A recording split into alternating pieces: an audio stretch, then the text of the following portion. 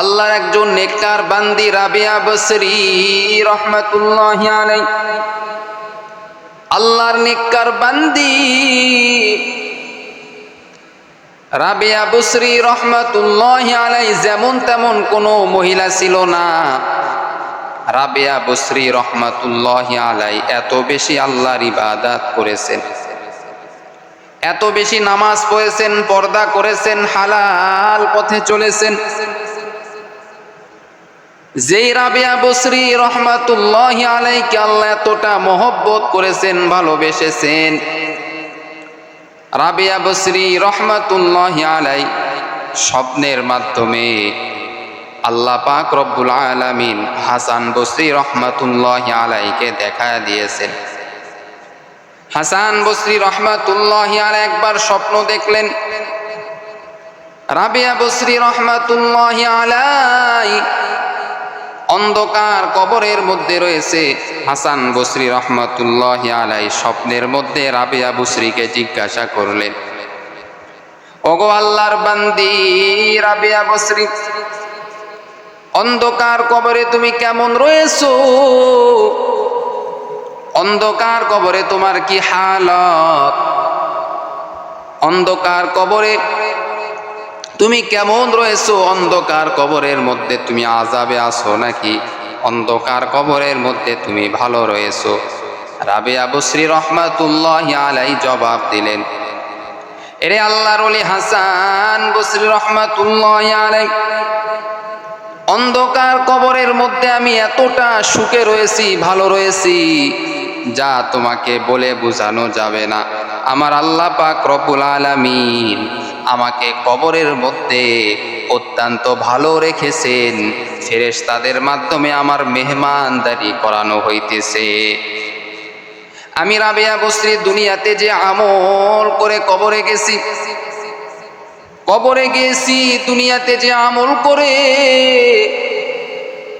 নামাজ পড়ে পর্দা করে হালাল ভাবে চলে গুনাহ থেকে বাঁচার কারণে কবরে যাওয়ার পর মুনকার নাকির যখন আমাকে প্রশ্ন করার জন্য এসেছিল, আল্লাহ তাআলা মুনকার নাকিরকে বলেছিল, এরে মুনকার নাকির, রাবিয়া বসরিকে প্রশ্ন করার কোনো দরকার নাই, আমার এই নেককার বান্দি সর্বদা আমার ইবাদত করেছে। এই নেককার বান্দি কখনো ইবাদত ছাড়ে নাই, আমার এই নেককার বান্দি সর্বদা আমার ইবাদত করেছে, কখনো ইবাদত ছাড়ে নাই। অতএব আমার এই নেককার বান্দিকে প্রশ্ন করার কোনো দরকার নাই, আমি আল্লাহ তার কবরটা জান্নাতের বাগান বানায়া দিলাম। এরে আল্লাহর বান্দা বান্দিরা, রাবিয়া বসরি রহমাতুল্লাহি আলাইহি তিনার মায়ের গর্ভ থেকে 4 জন মেয়ে সন্তান হয়েছিল। রাবিয়া বসরি রহমাতুল্লাহি আলাইহি হলো 4র্থ নাম্বার মেয়ে সন্তান। এরে আল্লাহর বান্দা, রাবিয়া বসরি রহমাতুল্লাহি আলাইহি তেমন দেখতে তেমন ভালো ছিল না, দেখতে কালো কুৎসিত এবং অত্যন্ত গরিব একজন মহিলা।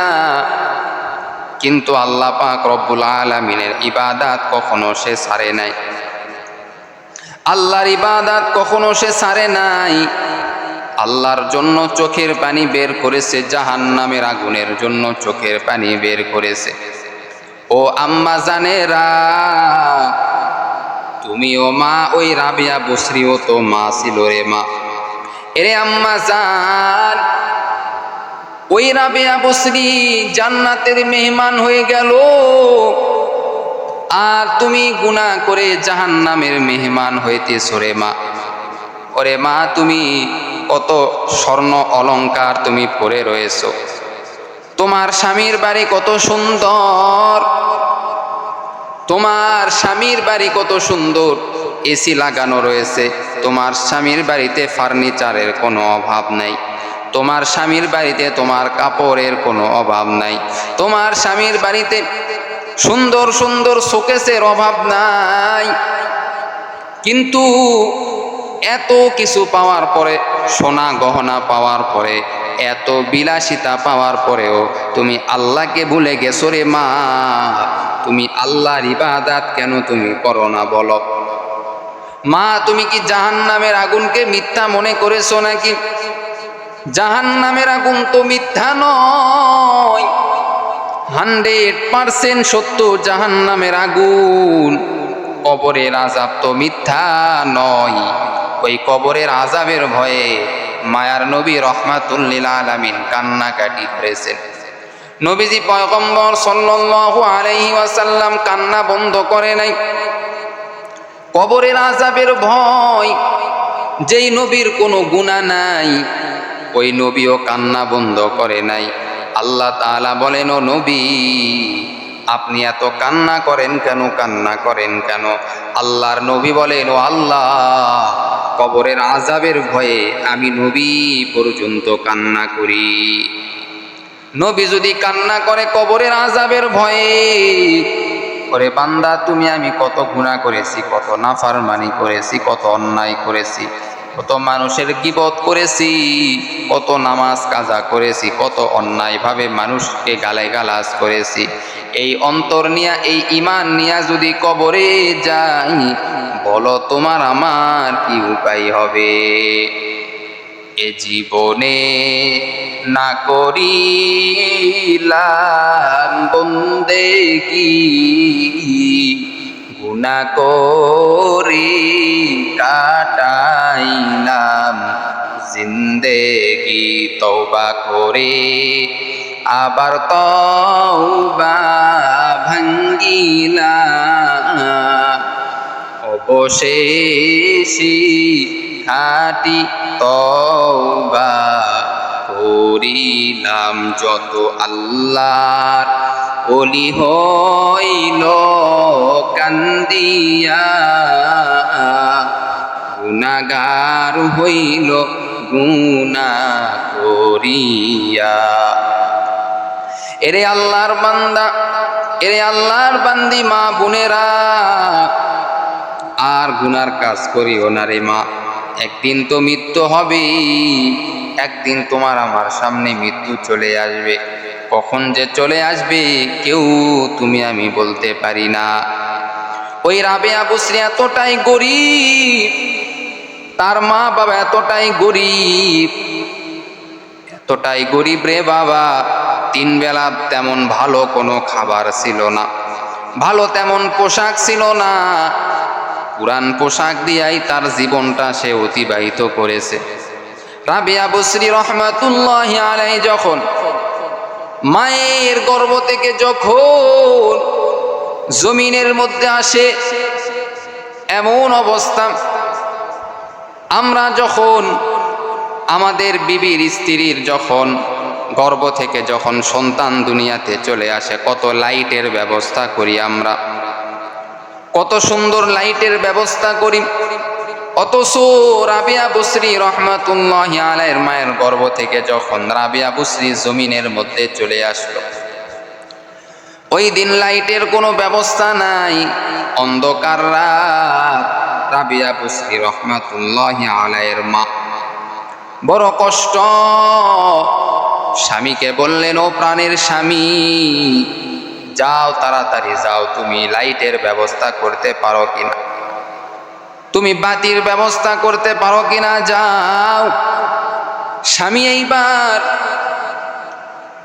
লাইটের ব্যবস্থা করার জন্য, বাতির ব্যবস্থা করার জন্য চলে গেল, কিন্তু পাইল না। ওই রাতে আমার আল্লাহ পাক রব্বুল আলামিন রাবেয়া বসরির মা, রাবেয়া বসরির বাবাকে স্বপ্ন দেখা দিলেন। এরে আল্লাহর বান্দা,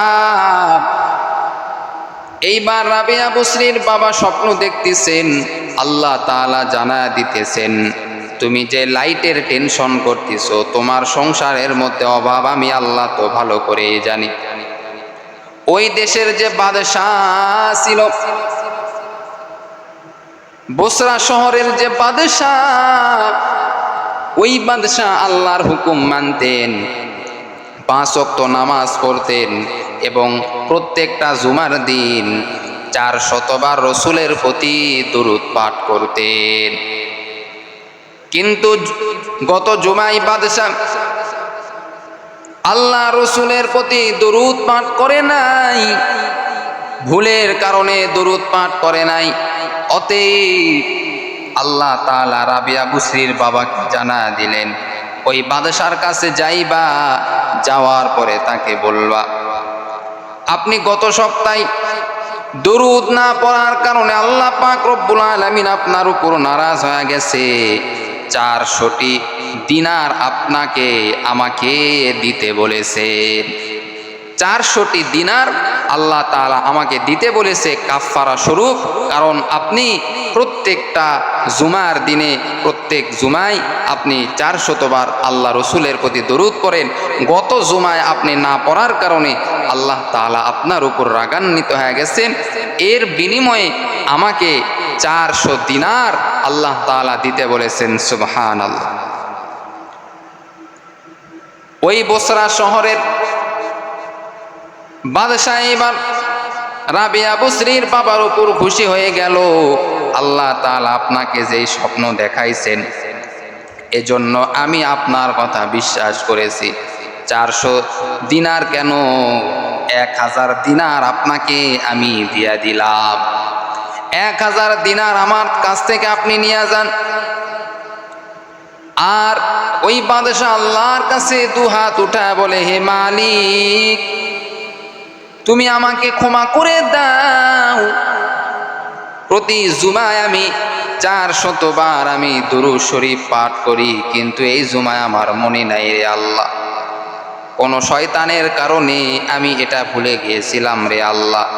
এজন্য আমি কাফারা স্বরূপ রাবিয়া বুসরির বাবাকে আমি কাফারা স্বরূপ 1000 দিনার তাকে আমি দিয়া দিছি। এরে আল্লাহর বান্দা, এভাবে আল্লাহ পাক রব্বুল আলামিন রাবিয়া বুসরিকে আস্তে আস্তে বড় করেছেন।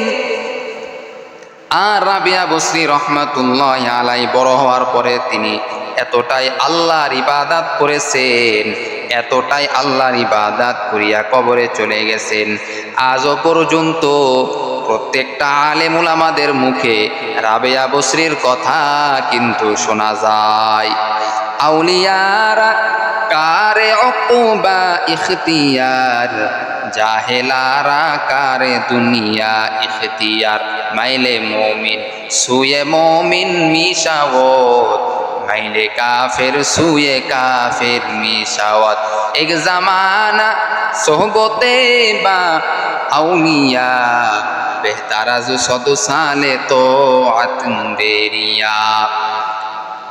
এরে আল্লাহর বান্দা বান্দিরা, এই রাবিয়া বুসরি রহমাতুল্লাহি আলাইহি এতটা গরীব ছিলেন। একজন ব্যক্তির গোলামি করেছে, বাড়িতে কাজ করেছে। একজন ধনী ব্যক্তি রাবিয়া বুসরি রহমাতুল্লাহি আলাইহিকে নিয়েছিল গোলাম হিসাবে রাবিয়া বুসরি রহমাতুল্লাহি আলাইহি এই ধনী ব্যক্তির বাড়িতে কাজ করেছে। যেহেতু পিতামাতা গরিব, কাজ করিয়া যদি কিছু স্বর্ণ মুদ্রা পাওয়া যায় মা বাবাকে দেওয়া যাবে, মা বাবারা একটু শান্তিতে খাইতে পারবে। রাবিয়া বুসরি রহমাতুল্লাহি আলাইহি একদিন রাতের বেলা আল্লাহর কাছে দুহাত উঠা বলে, হে মালিক, আমি তো তোমার ইবাদত ছাড়িয়া থাকতে পারি না রে আল্লাহ। আমি তো রাতের বেলা তোমার ইবাদত করি, দুনিয়ার মালিকের ইবাদত করি আমি দিনের বেলা, কিন্তু রাতের বেলা তো আমি তোমার ইবাদত করি। ও আল্লাহ, শুধু রাতের বেলা ইবাদত করিয়া আমার মন ভরে না রে আল্লাহ। যদি আমি দিনের বেলাও ইবাদত করতে পারতাম, দিনের বেলা এবং রাতের বেলা দুই বেলায় যদি ইবাদত করতে পারতাম, তাহলে মনে একটু শান্তি হইতো। এইবার রাবিয়া বুসরি যেই বাড়িতে কাজ করে, যেই মালিকের কাছে কাজ করে, এই মালিক এইবার গভীর রাতে উঠেছে। গভীর রাতে ওঠার পর রাবিয়া বুসরি রহমাতুল্লাহি আলাইহির ঘরের দিকে যাইতেছে, দেখে আলো জ্বলতেছে। দুনিয়ার মালিক এইবার চিন্তা করলো, মনে হয় রাবেয়া বসরি কোনো পরপুরুষের সঙ্গে যেন মনে হয় প্রেম প্রীতি করতেছে, গুনাহের কাজের মধ্যে লিপ্ত রয়েছে। যখন রাবেয়া বসরি রহমাতুল্লাহি আলাইহির ঘরের কাছে যখন চলে গেল, রাবেয়া বসরি রহমাতুল্লাহি আলাইহি আল্লাহর কাছে এইভাবে যখন কান্নাকাটি করতেছে, হে মালিক তুমি আমাকে ক্ষমা করে দাও রে আল্লাহ, আমার মা বাবাকে ক্ষমা করে দাও, আমি মনে হয় তোমার ইবাদত ঠিক মতো করতে পারি না রে আল্লাহ।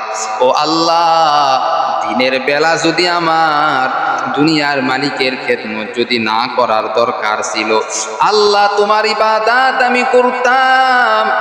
এইবার দুনিয়ার মালিক সব কথা শোনার পর রাবেয়া বসরি রহমাতুল্লাহি আলাইহিকে এইবার সকাল যখন হয়ে গেল, রাবেয়া বসরিকে ডাক দিলেন, ডাক দিয়া বললেন, ও আল্লাহর পেয়ারা বান্দি রাবেয়া বসরি, তুমি আমার বাড়িতে কাজ করো, তুমি আমার বাড়ির গোলাম, তুমি আমার বাড়ির দাসী হয়ে কাজ করো।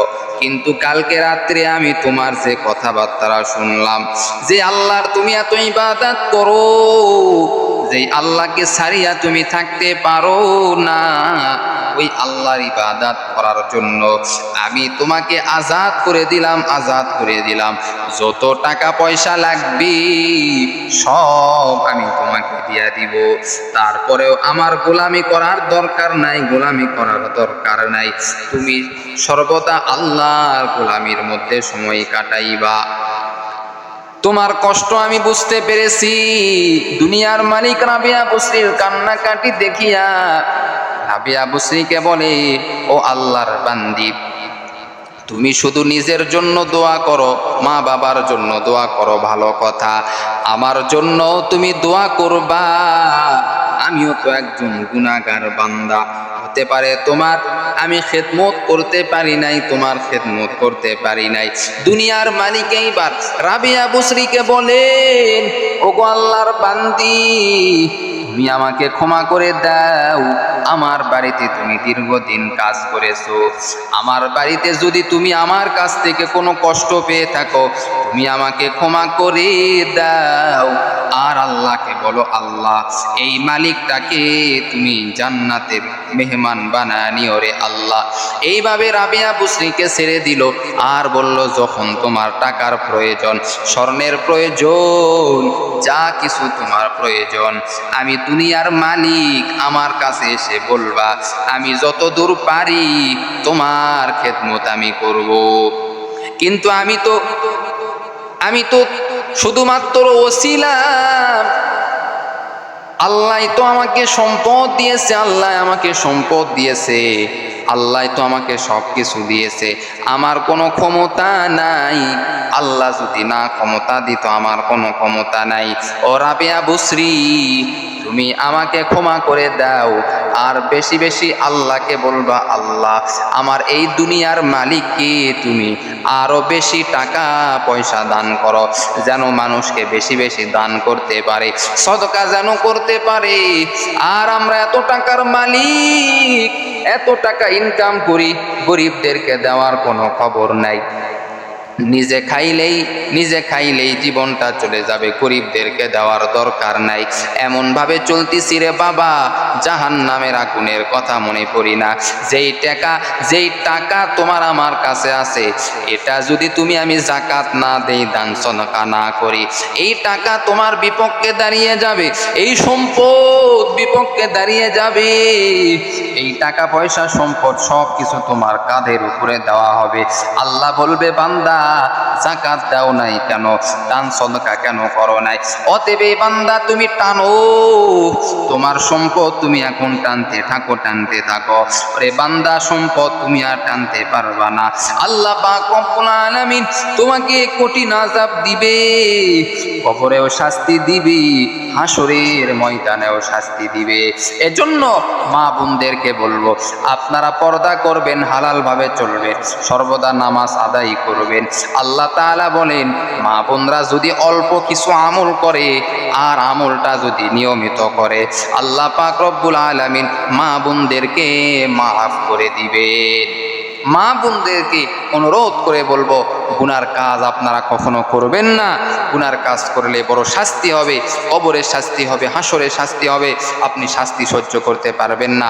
আল্লাহ আমাদের সকলকে যে সমস্ত মা বোন রয়েছে তাদেরকে পর্দা নিশি হওয়ার তৌফিক দান করুক, রাবিয়া বসরির মতো হওয়ার তৌফিক দান করুক। সকলে বলেন আমিন।